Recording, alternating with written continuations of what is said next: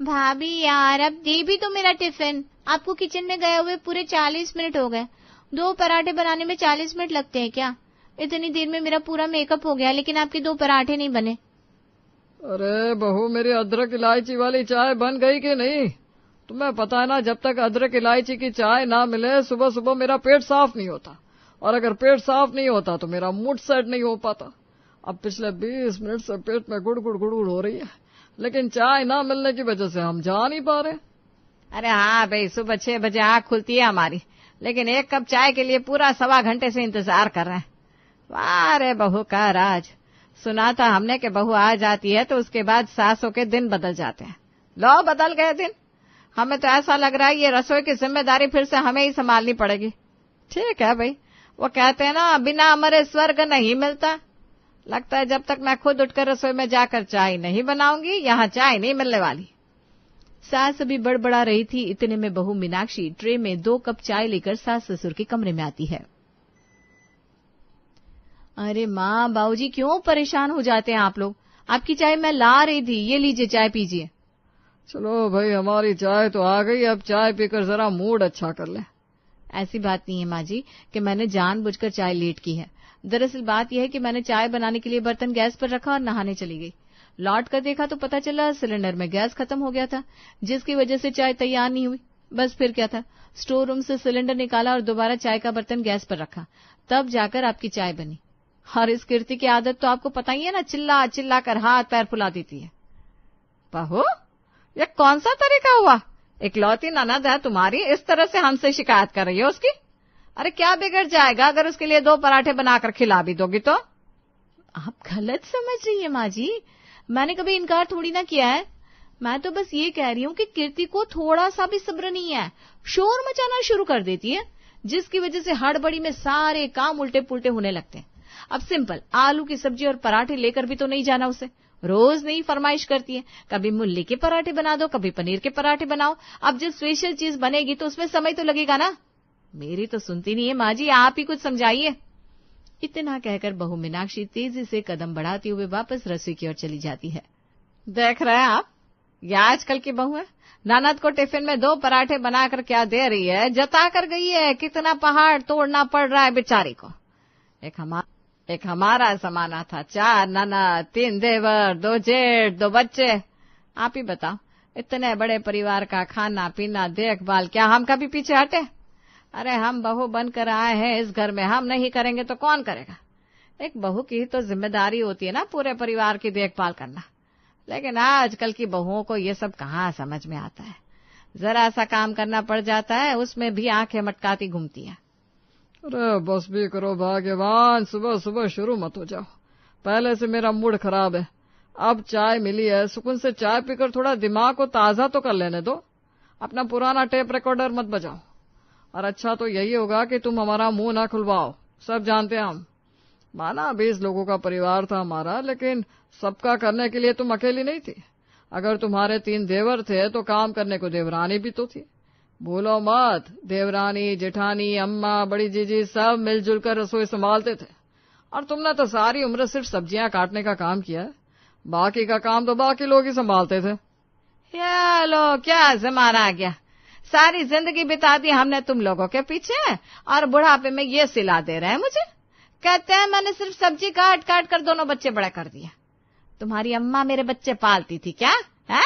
या तुम्हारी बड़ी जीजी पाल देती थी? आए बड़े अम्मा के लल्ला, बुढ़ापा आ गया लेकिन तेवर नहीं बदल रहे बुढ़ऊ के। अभी तक हुई गर्मा गर्म बहस को देखकर ये तो समझ में आ ही गया होगा आपको कि घर में सारी महाभारत रसोई की है। वैसे तो घर में घर की सारी जिम्मेदारियां संभालने के लिए एक बहू है जो कि हाउसवाइफ है। अब मीनाक्षी से चाहे ना भी संभलती हो, लेकिन पूरे परिवार की जिम्मेदारियां वो संभाल ही रही है। अम्मा बाबूजी चाहे जितनी भी बातें सुनाते हैं, लेकिन वो अपना फर्ज निभाने से कभी नहीं चूकती। दोपहर के समय, माँ जी घर के सारे काम हो गए, मैं जरा बाजार जाकर सब्जियां ले आऊं। शाम होने के बाद अचानक से भीड़ बढ़ जाती है बाजारों में, और फिर आधे घंटे का काम 1 घंटे में खत्म होता है। चली जा, लेकिन अपनी किसी सहेली के साथ गप्पे मारने मत लग जाना। तुझे पता है ना 5 बजे तक मुझे शाम की चाय चाहिए होती है। कहीं ऐसा तो नहीं कि मेरी चाय से बचने के लिए आज जल्दी झोला उठाकर बाजार की तरफ दौड़ लगाती तूने? अरे नहीं माँ जी, आप ऐसा क्यों सोचती हैं? आपकी शाम की चाय इतनी भारी नहीं है मुझ पर कि उससे बचने के लिए मैं भरी दोपहरी बाजार के लिए निकल जाऊं। अरे एक बार सब्जियों का काम हो जाए, फिर शाम को थोड़ी देर बच्चों को भी तो देखना पड़ता है ना। बहू मीनाक्षी सब्जियों का थैला उठाकर बाजार की ओर निकल गई थी। लगभग 40 मिनट बाद जब वो घर लौटी तो उसे हॉल में सासू माँ की हाय हाय की आवाज सुनाई दे रही थी। अरे माँ जी, क्या हो गया आपको? जब मैं गई तब तो भली चंगी थी, आप आधे घंटे में अचानक से ऐसा क्या हो गया? अरे बहू, मेरा तो गठिया का दर्द उठ गया। सोच रही थी छत पर जाकर अचार को धूप दिखा दूं, लेकिन जैसे ही अचार की बरनी लेकर मैं सीढ़ियों पर पहुंची, मेरे तो घुटनों से कट कट की आवाज आने लगी और तब से मैं घुटना पकड़ कर बैठी हूँ। मुझे तो ऐसा लग रहा है बहू कि इस बार तो मेरे घुटने गए काम से। मेरा तो टॉयलेट बाथरूम जाना भी दुश्वार हो गया, हिला भी नहीं जा रहा। साक्षात परमात्मा नजर आ रहा है मुझे तो। अरे माँ जी, शुभ शुभ बोलिए ना, कुछ नहीं होगा आपको। मैं अभी आपके लिए तेल बनाकर लाती हूँ और गरम गरम तेल से आपके घुटनों की मालिश कर देती हूँ, थोड़ी देर में ठीक हो जाएगा। ऐसा क्यों सोच रही हैं आप? और बढ़ती उम्र में दर्द तो आता जाता रहता है, इसका मतलब ये थोड़ी ना है कि आप कभी भी चल नहीं पाएंगी। अरे बहू, बातें बनाने में टाइम खराब मत कर। तू ऐसा कर, पहले जा सिकाई के लिए गर्म पानी की बोतल लेकर आ। मेरे घुटनों में किसी भी तरह से चैन ही नहीं पड़ रहा। सास की बात सुनकर सब्जियों का थैला वहीं फेंककर मीनाक्षी रसोई की तरफ दौड़ लगा देती है।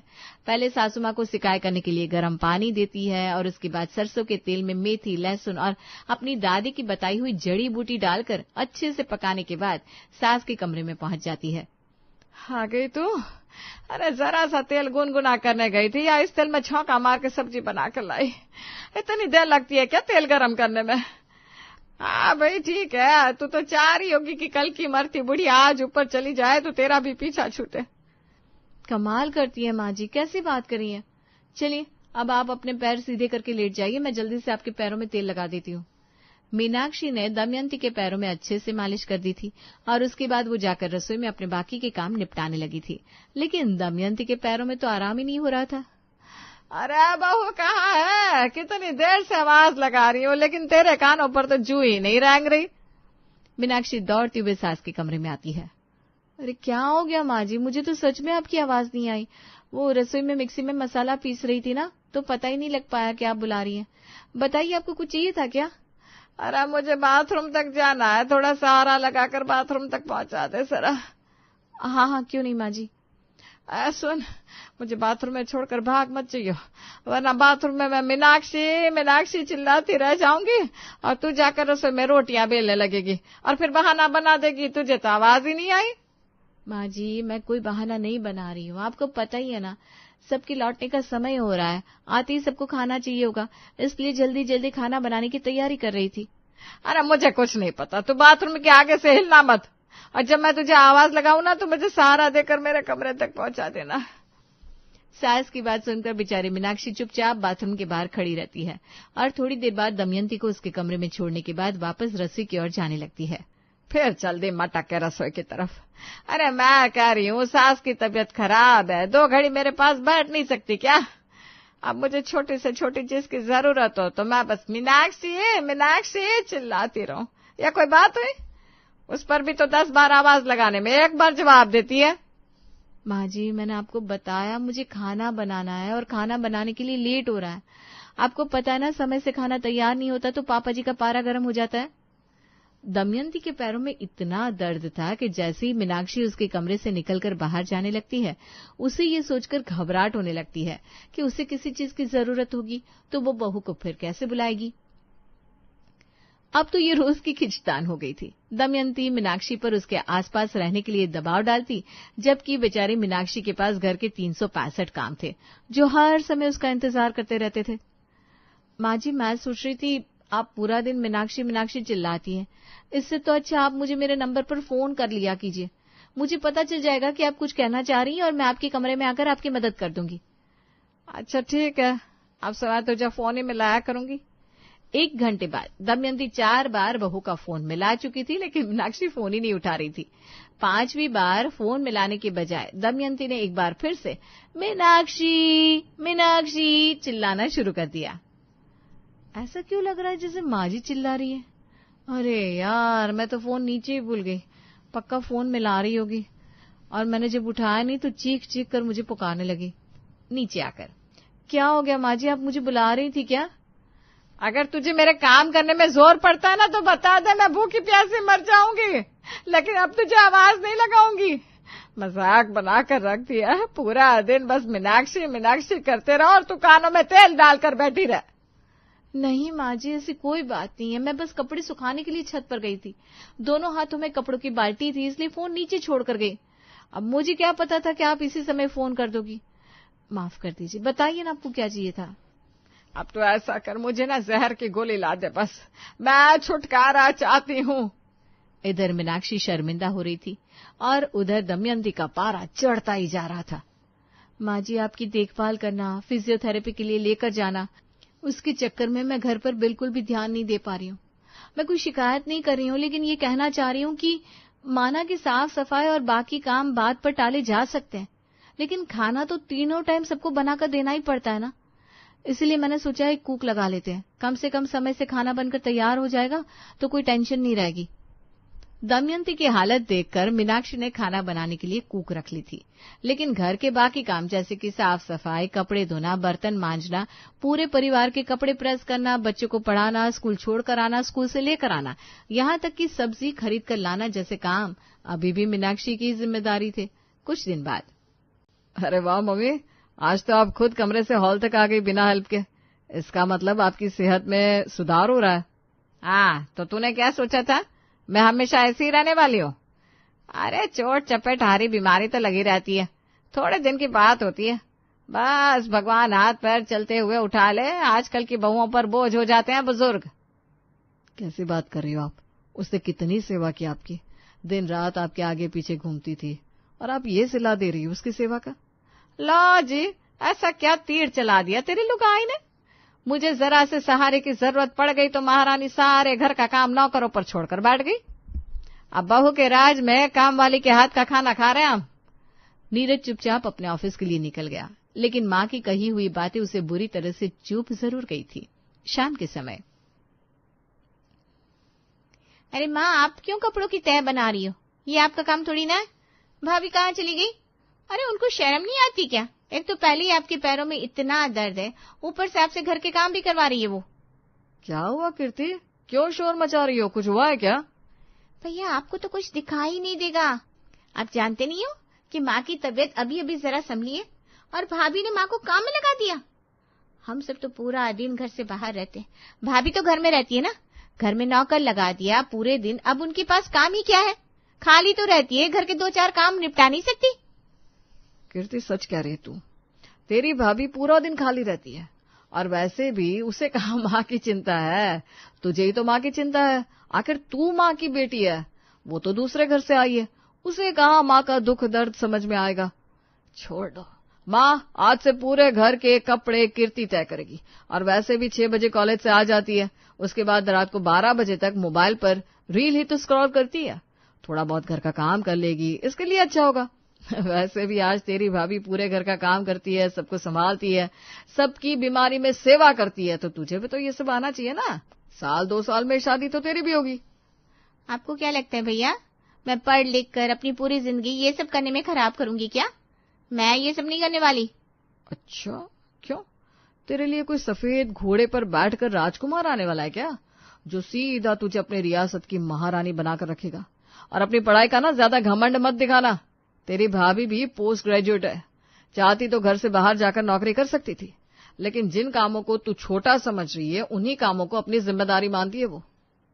लो भाई, इनकी बीवी दुनिया की पहली औरत है जो घर संभाल रही है, बाकी सब तो शादी के बाद चांद पर जाती है। आया बड़ा जोरों का गुलाम। अरे घर में नौकरानी सारे काम निपटा रही है और ये लगे है लुगाई की चमचागिरी में। माँ काम वाली इसलिए लगाई थी ताकि वो आपकी देखभाल कर सके, आपको कोई तकलीफ ना हो, इसलिए अपने पूरे 2 महीने मीनाक्षी ने आप पर समर्पित कर दिए। आप तो कमरे में बैठकर पूरा दिन मीनाक्षी मीनाक्षी चिल्लाते रहते हो। आपके आगे पीछे घूमने के अलावा पूरे घर की जिम्मेदारी अकेले संभाल रही है वो, लेकिन आपने कितनी आसानी से उसके किए कराए पर पानी फेर दिया। अरे मैं भी तो यही पूछना चाह रही हूँ जोरू के गुलाम, कि ऐसा कौन सा तीर मार दिया तेरी लुगाई ने? रोटी तो वो निर्मला बनाकर जा रही है, और घर में ऐसा कौन सा काम है जिसमें थकी रहती है तेरी बीवी? आपकी जानकारी के लिए बता दूं, आपकी तबीयत खराब होने से पहले मीनाक्षी पूरे परिवार की जिम्मेदारी बिना किसी की मदद के अकेले संभाल रही थी। और जब आपके पैरों में दर्द बढ़ा तो कायदे से इस घर में एक नर्स को होना चाहिए था, लेकिन नर्स की डिमांड नहीं की आपकी बहू ने, उसकी जिम्मेदारी भी अपने कंधों पर ले ली। आपको तो पता होना चाहिए उसके कामों में हाथ बटाने के लिए यहाँ कोई नौकर चाकर नहीं आते। बच्चों की पढ़ाई से लेकर बाहर के 10 काम भी वो अकेले ही निपटाती है। आपको तो पीठ थपथपानी चाहिए अपनी बहू की, इतनी लायक बहू मिली है आपको, 2 हाथों से 10 हाथों का काम करती है। लेकिन आप हमेशा कमी निकालती रहती है। माना आपकी देखभाल करते समय अपने काम का बोझ थोड़ा सा हल्का करने के लिए उसने खाना बनाने वाली लगा ली, लेकिन कभी आंखें खोलकर देखा है आपने कि खाना बनाने के अलावा पूरा दिन एक पैर पर दौड़ती है वो? क्या कभी 5 मिनट भी बैठकर सांस लेते देखा है उसे? अरे बेटा, तेरी माँ की आंखों पर पट्टी बंधी हुई है, अपनी जवान बेटी नहीं दिखाई देती उसे। बस 24 घंटे डंडा लेकर बहू के पीछे पड़ी रहती है। अरे वो भी तो बच्ची है, हाड़ मांस की बनी इंसान है, बटन से चलने वाला रोबोट नहीं है जो 24 घंटे बस काम करता रहे। और सीधी सी बात बताओ तुम मुझे भाग्यवान, बहू को क्या घर में सिर्फ चूल्हे में झोंकने के लिए लेकर आई थी? उसका किया हुआ काम तुम्हें दिखाई नहीं देता क्या? और बहू खबरदार, जो आज के बाद तुमने इस बुढ़िया की जरा सी भी देखभाल की तो अरे टूट जाने दे इसके घुटने। जिसे किसी की सेवा की कदर ना हो उसके साथ अच्छाई करने का कोई फायदा नहीं होता। अरे तो मैं कब इनकार कर रही हूँ कि बहू ने मेरी सेवा नहीं की? और फिर घर में किसी की तबीयत खराब होगी तो सेवा करने कोई बाहर से आएगा क्या? इसका फर्ज बनता है। बिल्कुल ठीक कहा माँ तुमने, उसका फर्ज बनता है आपकी सेवा करना। लेकिन आपका क्या फर्ज बनता है? क्या फर्ज सारे सिर्फ बहू के ही होते हैं? सास का कोई फर्ज नहीं होता? आप अपना फर्ज कब निभाएंगी? उसने आज तक कभी आपसे किसी काम के लिए नहीं कहा। सुबह उठते ही आप सब अलग अलग फरमाइश जारी कर देते हो और कुछ नहीं कर सकते। कम से कम उसकी मेहनत और समर्पण की कद्र तो कर सकते हो ना। नीरज की बात सुनने के बाद कीर्ति और सास दमयंती को शर्मिंदगी का एहसास हो रहा था। उस दिन के बाद घर में सबको समझ में आ गया था कि बहू की जगह सिर्फ रसोई या घर के काम नहीं होते, उसे भी रुककर 2 घड़ी सांस लेने की आजादी होनी चाहिए।